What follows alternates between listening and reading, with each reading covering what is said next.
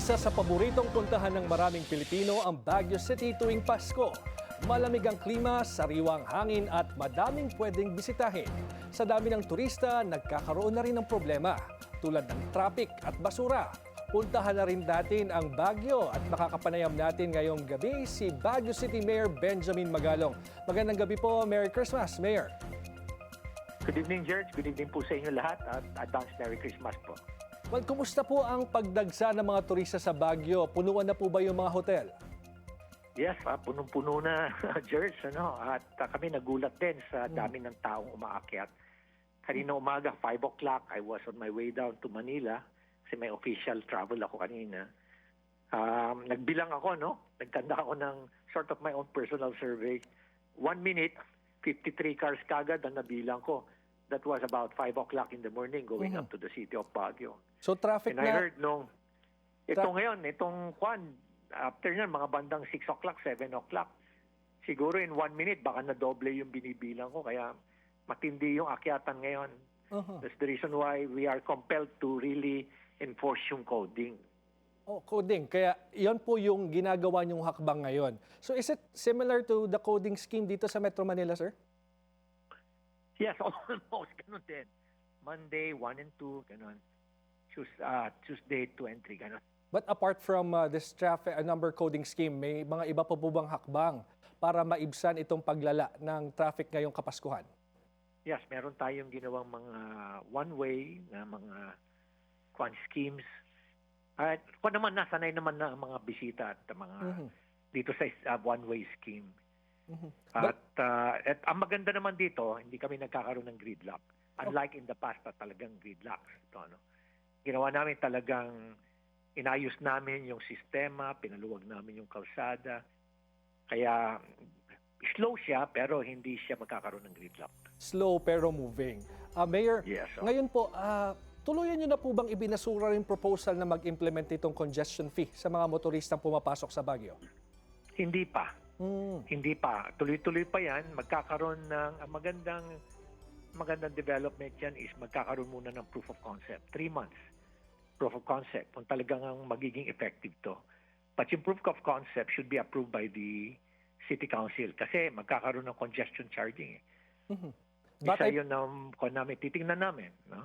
Kaya nga, pinag-aaral mabuti ng mga partners natin na Singaporean.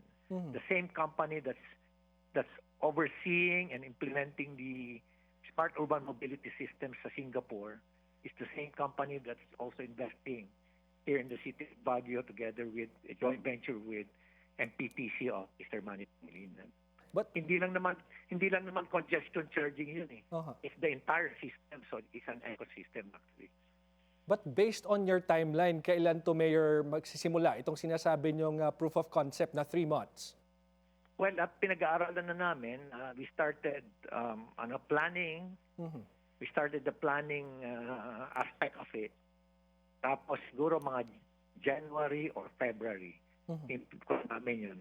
But it's subject to the approval of the City Council kasi it should be covered by an ordinance, appropriate ordinance. Exactly. Well, Mayor, for sure, yung mga tourist sites nyo dyan, mga pasyalan ay punong-puno ngayong Kapaskuhan. Paano nyo po sinisiguro na yung public safety at saka yung crowd management dyan sa Baguio? Well, alam mo, matindi ngayon ang police visibility rito. And at the same time, meron pa kaming augmentation coming from the regional office. Iba pa yung mga volunteers natin, lalo-lalo na yung mga ating mga radio groups. Kaya, comparing yung incident ngayon, comparing to the same period last year, December, mas bumaba pa nga ng 15%. And there are even times na for the next 2 days, for 2 consecutive days, halos wala kaming crime dito. So our PNP, together with our volunteers, are doing a great job dito. At nakatutok kami rito. At tuloy-tuloy yung kanilang patrolya 24/7. Okay, pero how about the carrying capacity ng Baguio, Mayor? Kasi sabi niyo nga kanina, ang daming mga umaakyat ngayon, no? How can we prevent overcrowding, especially this season? I really wish, George, na pumunta ako dyan sa Quezon Road at dyan sa Marcos Highway at itaas ko yung kamay ko at bawal nang pumasok. That is something that we cannot do. Kaya talagang Uh, we just simply have to bear with it and come up with innovative and creative ideas on how to manage the crowd. Mhm. Maganda sa business, kaya lang tumataas din yung irritability among our residents. Oo nga, sir. Wala nang katapusan. Oo. Alam mo kasi, lumalamig yung panahon, na-appreciate nila yung cleanliness ng Baguio, ang daming events ngayon dito na talagang pinupuntahan. Minsan nga, gusto ko nang sabihin na, pwede ba suspended lahat muna yung events dito sa Baguio para naman mag-enjoy yung residente. Pero, siyempre, kung gagawin mo yon, Yung ekonomiya naman. Ekonomiya. Oo. So talagang it's a balance, to strike a balance. Oh, well, speaking of, sabi nyo nga, medyo nahihirapan na rin yung mga locals ninyo kasi kaakibat ng pagdami ng mga turista ay yung pagdami ng basura. So how do you ensure na malinis at napoprotektahan yung environment dyan sa Baguio City habang dumadami ang inyong mga turista dyan? Meron kami ngayong mga recent posts, pinag-usapan namin yan nung last week. Your meeting last week dun sa aming Circular Economy Program. This time, naglalagay kami ng post na yung mga residente, wala kang problema sa residente kasi talagang aware sila doon sa cleanliness. Yung mga bisita ngayon. Naglalagay kami ng mga posters sa mga iba't ibang mga parking areas na do not park dito. Kaya you're not allowed to park here because you do not know how to clean your trash or to dispose of your trash. Meron kami mga pinagbabawal ngayon, kinokonsensya namin sila. Pati na rin doon sa aming mga post ngayon. Effective Just naman, to make Mayor. them aware. Yeah, slowly naman. It's changing the behavior. Ang hirap Exactly. din.